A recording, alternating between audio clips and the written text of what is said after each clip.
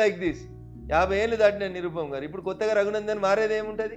రఘునందన్ మారేదేముంటుంది అంటున్నారు. 2001లో జై తెలంగాణ అన్న రోజే ప్రభుత్వానికి వ్యతిరేకంగా గొంతెత్తి గలమెత్తి గరీబోన్ దిక్కున ఈ ప్రాంత ప్రజల ఆశగా శ్వాసగా ఎదగాలనుకుని వచ్చిన నేను రాజకీయాలకి నేను దేనికి భయపడతాను? నిరుపమ్ గారు కేసీఆర్కే భయపడ్డాక కేసీఆర్ ఊర్లోకి పోయి అదే సినిమాలో బాలకృష్ణ గారు చెప్పినట్టు నీ ఊరికి వస్తాను నీ ఇంటికి వస్తాను తొడగొట్టి మరీ పోయి కొట్టేసిన నీ దుబాకల ఇలా ఢిల్లీకి పోయి కూడా అదే చేసి వచ్చిన. నీ ఊరికి వస్తారా నీ ఇంటికి వస్తారా ఇక నీ చేసిన చరిత్ర చెప్తారా అని చెప్పి వచ్చిన.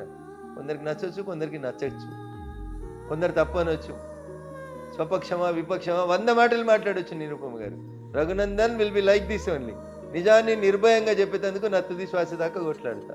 ఈ పోరాటంలో ఎవరు ఏమైనా ఎక్కడికి ఎవరు నష్టం జరిగినా లాభం జరిగినా శ్రీశ్రీ చెప్పిన 2 లైన్లు చెప్పి నేను మీ ఇంటర్వ్యూ ముగిస్తా. పోతే పోనీ సతుల్ సుతుల్ వస్తే రాని కష్టాలు నష్టాలు నేను గిట్లే ఉంటా. ఈ జనం కోసమే బతుకుతా ఈ జనం కోసమే కొట్లాడతా. I till my last breath. Raghunandan is for న్యాయం కోసమే కొట్లాడతాడు. గరీబుని గొంతుగా ఉంటాడు.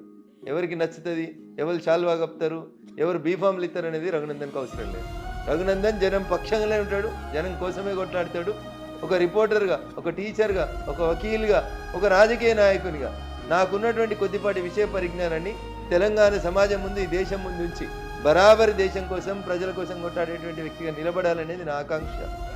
చిరంజీవి గారు అదేదో సినిమాలో చెప్పినట్టు చరిత్రలో నాకు 4 పేజీలు ఉంటే చాలనుకున్నాను నేను. ఏ టీవీ ఛానల్ సర్వే చేసినా ఏ పేపర్ మిత్రుడు రాసినా 17 ఈట్లలో మెదక్ టీఆర్ఎస్ గెలుస్తుందని రాసిన ఆశల్ని అంచనాలని టీఆర్ఎస్ కళలని కళ్ళలు చేసినోనిగా చెప్తా ఉన్నా నేను.